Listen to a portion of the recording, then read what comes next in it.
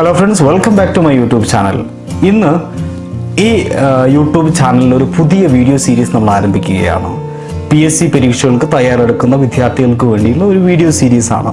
ധാരാളം വിദ്യാർത്ഥികൾ, പ്രത്യേകിച്ച് PSC പരീക്ഷകൾക്ക് തയ്യാറെടുക്കുന്ന, അതുപോലെ UPSC പരീക്ഷകൾക്ക് തയ്യാറെടുക്കുന്ന ആളുകളൊക്കെ ഇംഗ്ലീഷ് ഗ്രാമർ പഠിക്കുന്നതിന് വേണ്ടി ഈ ചാനലിനെ വളരെയധികം ഉപയോഗപ്പെടുന്നുണ്ട്. അപ്പോൾ അത്തരം വിദ്യാർത്ഥികൾക്ക് വേണ്ടിയുള്ള ഒരു വീഡിയോ സീരീസാണിത്. പ്രത്യേകിച്ച് കേരള PSC എല്ലാ PSC പരീക്ഷകൾക്കും സഹായകമാകുന്ന രീതിയിൽ കേരള PSCയുടെ ജനറൽ ഇംഗ്ലീഷ് സിലബസിനെ മുഴുവനായിട്ട് നിങ്ങളുടെ മുമ്പിൽ ഞാൻ ഈ വീഡിയോ സീരീസിലൂടെ പരിചയപ്പെടുത്തുകയാണ്. അപ്പോൾ ആ വീഡിയോ സീരീസിൻ്റെ ആദ്യത്തെ ഭാഗമാണിത്.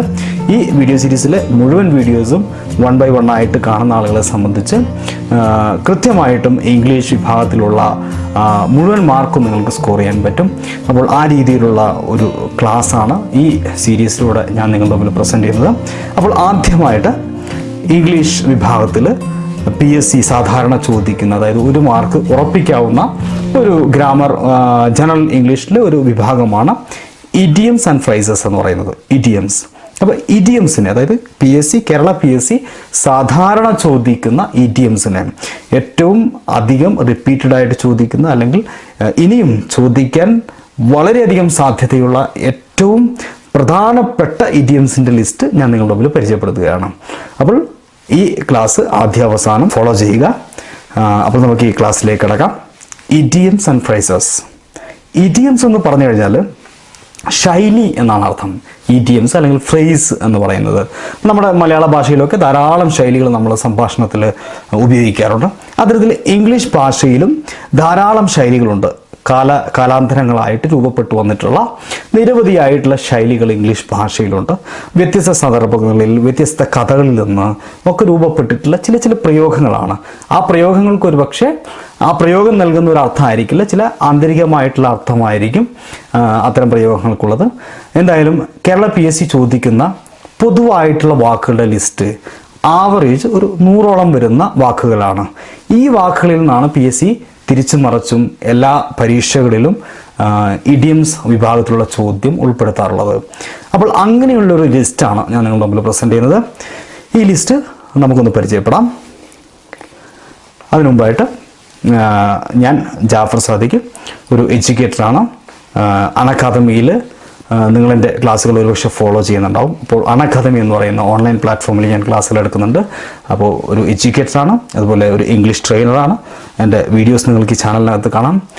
വ്യത്യസ്ത മേഖലയിൽ അഡ്വാൻസ് ഇംഗ്ലീഷ് ആവശ്യമുള്ള ആളുകൾക്ക്, അതുപോലെ കമ്മ്യൂണിക്കേറ്റീവ് ഇംഗ്ലീഷ് ആവശ്യമുള്ള ആളുകൾക്കുള്ള വീഡിയോസൊക്കെ ഈ ചാനലിനകത്തുണ്ട്. അതുപോലെ ഞാനൊരു ഓതർ കൂടിയാണ്. ഏതാനും ചില പുസ്തകങ്ങൾ പബ്ലിഷ് ചെയ്തിട്ടുണ്ട്. നിങ്ങൾക്ക് എൻ്റെ ഒഫീഷ്യൽ വെബ്സൈറ്റിൽ www.jafsadik.in പോയി കഴിഞ്ഞാൽ നിങ്ങൾക്ക് അത്തരം കാര്യങ്ങളൊക്കെ മനസ്സിലാക്കാൻ സാധിക്കും. അതുപോലെ നമ്മുടെ ഇംഗ്ലീഷുമായി ബന്ധപ്പെട്ട കാര്യങ്ങൾക്ക് jafsadik.english.com എന്ന് പറയുന്ന സൈറ്റിനകത്ത് പ്രവേശിക്കുക. അതുപോലെ നമ്മുടെ ഒഫീഷ്യൽ ഫേസ്ബുക്ക് പേജ് ലൈക്ക് ചെയ്യുക. ഓക്കെ, എന്തായാലും നമുക്ക് നമ്മുടെ ഈ പാഠഭാഗത്തിലേക്ക് കടക്കാം. ഇഡിയംസ് ഞാൻ നേരത്തെ പറഞ്ഞു, വളരെ പ്രധാനപ്പെട്ട ലിസ്റ്റാണ് ഞാൻ നിങ്ങളുടെ മുമ്പിൽ പ്രസൻറ്റ് ചെയ്യുന്നത്. അപ്പോൾ സാധാരണ ചോദിക്കുന്ന ഇഡിയംസിലെ ഒരു ഇഡിയമാണ് a fish out of the water. ആവർത്തിച്ച് ചോദിച്ചിട്ടുള്ള ഒരു ഇഡിയമാണിത്, a fish out of the water. അപ്പോൾ കൃത്യമായിട്ട് നിങ്ങൾ ഈ ഇഡിയത്തിൻ്റെ, ഈ ശൈലിയുടെ അർത്ഥം മനസ്സിലാക്കി വെക്കുക. എങ്കിൽ നിങ്ങൾക്ക് ഈ ചോദ്യത്തിന് ആൻസർ ചെയ്യാൻ പറ്റും. അപ്പോൾ ഈ ക്ലാസ്സുകൾ കാണുന്ന ആളുകൾ പ്രത്യേകം നോട്ട് എഴുതി വെക്കുക. A fish out of the water. എന്താണ് a fish out of the water എന്ന് പറഞ്ഞു കഴിഞ്ഞാൽ? കൃത്യമായിട്ട് ഇത് പഠിക്കാൻ എളുപ്പമാണ്. പല ഇഡിയംസും പഠിക്കാൻ എളുപ്പമാണ്. നിങ്ങൾ ആ സിറ്റുവേഷനിലായിട്ട് അതിൻ്റെ അർത്ഥം ഒന്ന് മനസ്സിലാക്കി വെക്കുക. A fish out of the water. ഒരു വെള്ളത്തിൽ നിന്നൊരു മത്സ്യത്തെ പിടിച്ച് പുറത്തിട്ടാൽ എങ്ങനെ ഉണ്ടാവും? അതിന് ഒരിക്കലും ജീവിക്കാൻ അനുഗുണമായിട്ടുള്ള ഒന്നല്ല വെള്ളത്തിന് പുറത്തുള്ള അവസ്ഥ എന്ന് പറയുന്നത്. അപ്പോൾ to be in an uncomfortable position. അപ്പോൾ to be in an uncomfortable position എന്നാണ് ഈ ഇഡിയത്തിൻ്റെ അർത്ഥം. A fish out of the water എന്ന് പറഞ്ഞു കഴിഞ്ഞാൽ to be in an uncomfortable position. അതായത് അൺകംഫർട്ടബിൾ ആയിട്ടുള്ള, അതായത് ജീവിക്കാൻ സാധ്യമല്ലാത്ത ഒരു സിറ്റുവേഷന്, ജീവിക്കാൻ ഉചിതമല്ലാത്ത ഒരു സിറ്റുവേഷനകത്ത് പെട്ടുപോവുക. അപ്പോൾ a fish out of the water എന്ന് നമുക്ക് നമ്മുടെ ജീവിതത്തിലെ ചില സാഹചര്യങ്ങളിൽ നമ്മുടെ ജീവിതവുമായി ബന്ധപ്പെടുത്തി നമുക്ക് പറയാൻ പറ്റും. അതായത് I feel like a fish out of the water എന്ന് വേണം നമുക്ക് പറയാം. എനിക്ക് എന്താ പറയുക, വെള്ളത്തിന് പുറത്ത് ഇട്ട ഒരു മീനിനെ പോലെ എനിക്ക് തോന്നി എന്നല്ല.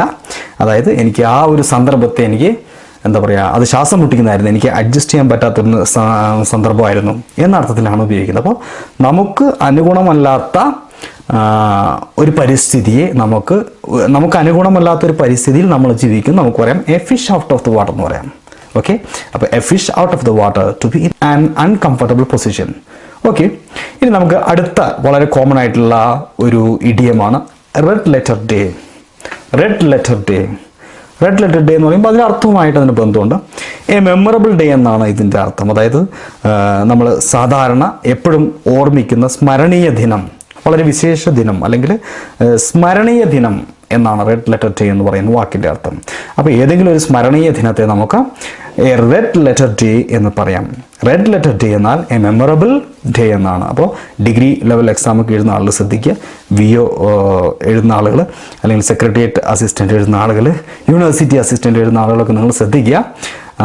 ഇംഗ്ലീഷിലാണ് ഇത്തരത്തിലുള്ള വാക്കുകൾക്ക്, അതായത് ഇഡിയംസിൻ്റെ ഓപ്ഷൻസ് തരിക. അപ്പോൾ എ മെമ്മറബിൾ ഡേ എന്ന് കാണുമ്പോൾ ശ്രദ്ധിക്കുക. A memorable day, a fish out of the water to be in an uncomfortable position, red letter day, a memorable day. Okay, അപ്പോൾ ഈ രണ്ട് വാക്കുകൾ നിങ്ങൾക്ക് മനസ്സിലായിട്ടുണ്ടാവും എന്ന് വിശ്വസിക്കുന്നു. അടുത്ത രണ്ട് വാക്കുകളിലേക്ക് പോവാം. Beat about the Bush. Beat about the Bush. Beat about the Bush എന്ന് പറഞ്ഞു കഴിഞ്ഞാൽ ചില ആളുകളുണ്ട് ഒരു കാര്യം പറയുമ്പോൾ കാര്യത്തിലേക്ക് കടക്കാതെ അതിന് ചുറ്റുമുള്ള കാര്യങ്ങൾ ഇങ്ങനെ പരത്തി പറഞ്ഞ് അവസാനം മാത്രമേ കാര്യത്തിലേക്ക് കടക്കുള്ളൂ. അങ്ങനെയുള്ള ആളുകൾ, അത് പറഞ്ഞത് തന്നെ പറയുക എന്ന അർത്ഥത്തിൽ ഉപയോഗിക്കുന്ന ഒരു വാക്കാണ് ബീറ്റ് അബൌട്ട് ദ ബുഷ് എന്ന് പറഞ്ഞത്. പറഞ്ഞത് തന്നെ പറയുക. Discuss a matter without coming to the point. കാര്യത്തിലേക്ക് കിടക്കാതെ ഇങ്ങനെ ഡിസ്കസ് ചെയ്തുകൊണ്ടിരിക്കുക. ഓക്കെ, അതിനാണ് ബീറ്റ് അബൌട്ട് ദ ബുഷ് എന്ന് പറയുന്നത്. ഓർത്തിരിക്കുക, നോട്ട് ചെയ്യുക. അടുത്ത വാക്ക് cream of the crop. Cream of the crop എന്ന് പറഞ്ഞു കഴിഞ്ഞാൽ the best of a particular group, ഏറ്റവും മികച്ചത്. ശരിക്കും ഇതിൻ്റെ അർത്ഥം മികച്ചത് എന്നൊരർത്ഥം മാത്രമേ ഈ ക്രീം ഓഫ് ദ ക്രോപ്പ് എന്ന് പറയുന്ന ഇഡിയത്തിനുള്ളൂ, ശൈലിക്കുള്ളൂ. ഏറ്റവും മികച്ചത്. അപ്പോൾ the best of a particular group, ഒരു ഗ്രൂപ്പിൽ ഏറ്റവും മികച്ചത്, ദ ബെസ്റ്റ്. അപ്പോൾ ശരിക്കും ഇതിൻ്റെ അർത്ഥം ദ ബെസ്റ്റ് എന്നാണ്. The best of a particular group, ഒരു ഗ്രൂപ്പിലെ ഏറ്റവും മികച്ചത്. ഓക്കെ, അപ്പോൾ 4 ഇഡിയം പഠിച്ചിരിക്കുന്നു. അടുത്ത ഇഡിയത്തിലേക്ക് നമുക്ക് പോകാം. Black sheep. ബ്ലാക്ക് ഷീപ്പ് എന്ന് പറയുന്ന ഈ ഇഡിയം അത് സാധാരണ ഉപയോഗിക്കുന്ന, ആവർത്തിച്ചു വരുന്ന ഒന്നാണ്. A member of a family or group who is regarded as a disgrace to it. അതായത് കൂട്ടത്തിൽ കൂട്ടാൻ കഴിയാത്ത വ്യക്തികളെ, a member of a family or group, ഒരു ഗ്രൂപ്പിലെ അല്ലെങ്കിൽ ഒരു കുടുംബത്തിലെ ഒരു വ്യക്തി who is regarded as a disgrace to it, അതായത് നമ്മുടെ കൂട്ടത്തിൽ കൊള്ളാത്ത ആളുകളെ, ശരിക്കും മലയാളത്തിൽ നമ്മളൊരു വാക്കുണ്ട് കരിങ്കാലി എന്ന് പറയും. അങ്ങനെ കരിങ്കാലിയിലായിട്ടുള്ള ആളുകളെയാണ് ബ്ലാക്ക് ഷീപ്പ് എന്ന് പറയുക. കൂട്ടത്തിൽ കൊള്ളാത്തവൻ, കരിങ്കാലി, ചതിയൻ എന്നീ അർത്ഥമൊക്കെ നമുക്ക് ബ്ലാക്ക് ഷീപ്പ് എന്ന് പറയുന്ന വാക്കിന് നൽകാവുന്നതാണ്. അപ്പോൾ black sheep, a member of a family or group who is regarded as a disgrace to it. Okay, അടുത്ത ഇഡിയം get into hot water. ഒരുപാട് തവണ ആവർത്തിച്ച് ചോദിച്ചിട്ടുള്ളതാണ് PSC ഈ വാക്ക്, ഈ phrase. To get into trouble എന്നാണ് get into hot water എന്ന് പറയുന്ന വാക്കിൻ്റെ അർത്ഥം. പ്രശ്നത്തിൽ ചെന്ന് ചാടുക അല്ലെങ്കിൽ ഏതെങ്കിലും ഒരു പ്രതിസന്ധിയിൽ നമ്മൾ പെട്ടുപോവുക, ഇതിനെയാണ് get into hot water എന്ന് പറയുന്ന പ്രയോഗം കൊണ്ട് സൂചിപ്പിക്കുന്നത്. ബി ഓൺ ക്ലൗഡ് 9, ഇതാണ് അടുത്ത ഇഡിയം എന്ന് പറയുന്നത്. ബി ഓൺ ക്ലൗഡ് 9, ശ്രദ്ധിക്കുക. Be on cloud 9, to be extremely happy and excited എന്നാണ് ഈ പ്രയോഗത്തിൻ്റെ അർത്ഥം. To be extremely happy and excited, അതായത് വളരെയധികം ആവേശഭരിതമായിട്ടുള്ള ഉത്തേജിക്കപ്പെട്ട അവസ്ഥയെയാണ് ബി ഓൺ ക്ലൗഡ് 9 എന്ന് പറയുന്നത്. അപ്പോൾ നമ്മൾ ഓൺ ക്ലൗഡ് 9 എന്ന് പറയുന്ന അവസ്ഥയിലാണ് അല്ലെങ്കിൽ അങ്ങനെയാണ് എന്ന് പറയുമ്പോൾ നമ്മൾ വളരെയധികം എക്സൈറ്റഡ് ആണ് അല്ലെങ്കിൽ വളരെ എക്സ്ട്രീംലി ഹാപ്പി ആയിട്ടുള്ളൊരു സിറ്റുവേഷനാണ് എന്നാണ് അതിൻ്റെ അർത്ഥം. അടുത്ത് ഒരുപാട് തവണ ആവർത്തിച്ച് ചോദിച്ചിട്ടുള്ള മറ്റൊരു ഇഡിയമാണ് by hook or by crook. ഒരുപാട് തവണ ആവർത്തിച്ചിട്ടുണ്ട്, ഇനിയും ആവർത്തിക്കാൻ സാധ്യതയുണ്ട്. ബൈ എനി പോസിബിൾ മീൻസ്, ഏതു വിധേനയും എന്നാണ് ഈ വാക്കിൻ്റെ അർത്ഥം. ഏതു വിധേനയും, by hook or by crook, ഏതു വിധേനയും. ഓക്കെ, അടുത്ത ഇഡിയത്തിലേക്ക് നമുക്ക് പോകാം. To make both ends meet, നമ്മൾ സാധാരണ സംഭാഷണങ്ങളിലൊക്കെ ഉപയോഗിക്കുന്ന ഒരു വാക്കാണ് to make both ends meet. അല്ലെ, ജീവിതത്തിൻ്റെ രണ്ടറ്റവും കൂട്ടിമുട്ടിക്കാൻ വേണ്ടി എന്ന് നമ്മൾ മലയാളത്തിൽ തന്നെ അങ്ങനെ ഒരു ശൈലിയുണ്ട്. അതിന് ഈക്വൽ ആയിട്ടുള്ള ഒരു ശൈലിയാണ് to make both ends meet. അതായത് to have just enough money to pay for the things that you need. നമ്മുടെ ആവശ്യത്തിന് ചിലവഴിക്കാൻ ഉള്ള പണം ഇല്ലാത്തൊരവസ്ഥ, അല്ലെങ്കിൽ ജസ്റ്റ് അത്ര മാത്രമേ നമുക്ക് പണമുള്ളൂ, നമ്മൾ ജസ്റ്റ് കഴിഞ്ഞു കൂടാനുള്ള പണം മാത്രമേ ഉള്ളൂ. അപ്പോൾ അതാണ് നമ്മുടെ ജീവിതം രണ്ടറ്റം കൂട്ടിമുട്ടിക്കാൻ വേണ്ടി നമ്മൾ ബുദ്ധിമുട്ടെന്നൊക്കെ പറയില്ല, ആ അർത്ഥത്തിൽ to make both ends meet, രണ്ടറ്റം കൂട്ടിമുട്ടിക്കാൻ വേണ്ടി. ഓക്കെ, മറ്റൊരു ഇഡിയമാണ് ഇനി ഇൻ ബ്ലാക്ക് ആൻഡ് വൈറ്റ്സ്. ഇത് ശ്രദ്ധിക്കണം, ഇത് പരീക്ഷയ്ക്ക് ചോദിച്ച് കണ്ടിട്ടുണ്ട്, ശ്രദ്ധിക്കേണ്ട ഒരു ഇഡിയമാണ് ഇൻ ബ്ലാക്ക് ആൻഡ് വൈറ്റ്സ്. ഇത് ആ വാക്ക് സൂചിപ്പിക്കുന്നത് പോലെ തന്നെ ചില സമയങ്ങളിൽ ചില സാഹചര്യങ്ങളിൽ നമുക്ക് രണ്ട് സംഭവങ്ങളെയും വേർതിരിച്ച് മനസ്സിലാക്കാൻ പറ്റുന്ന ഒരു സാഹചര്യം ഉണ്ടെങ്കിൽ നമുക്ക് ഇൻ ബ്ലാക്ക് ആൻഡ് വൈറ്റ്സ് എന്ന് പറയാം. അത് ഒരു വ്യക്തിയുടെ രണ്ട് സ്വഭാവം, അല്ലെങ്കിൽ രണ്ട് വ്യക്തികൾ, രണ്ട് സ്വഭാവത്തിൽ രണ്ട് വ്യക്തികളെ രണ്ടുപേരും നമുക്ക് വ്യക്തമായിട്ട് മനസ്സിലാവും. അപ്പോൾ അത് നമുക്ക് ഇൻ ബ്ലാക്ക് ആൻഡ് വൈറ്റ്സ് എന്ന് പറയാം. A black and white subject or situation is one in which it is easy to understand what is right and wrong. ശരി ഏതാണ്, തെറ്റേതാണ്, അല്ലെങ്കിൽ അതേതാണ്, ഇതേതാണ് എന്ന് വളരെ വ്യക്തമായിട്ട് നമുക്ക് മനസ്സിലാക്കാൻ പറ്റുന്ന ആ സിറ്റുവേഷനിൽ നമുക്ക് ഇൻ ബ്ലാക്ക് ആൻഡ് വൈറ്റ്സ് എന്ന് പറയാൻ പറ്റും. ഓക്കെ, ഇനി നമുക്ക് അടുത്ത ഇഡിയത്തിലേക്ക് പോകാം.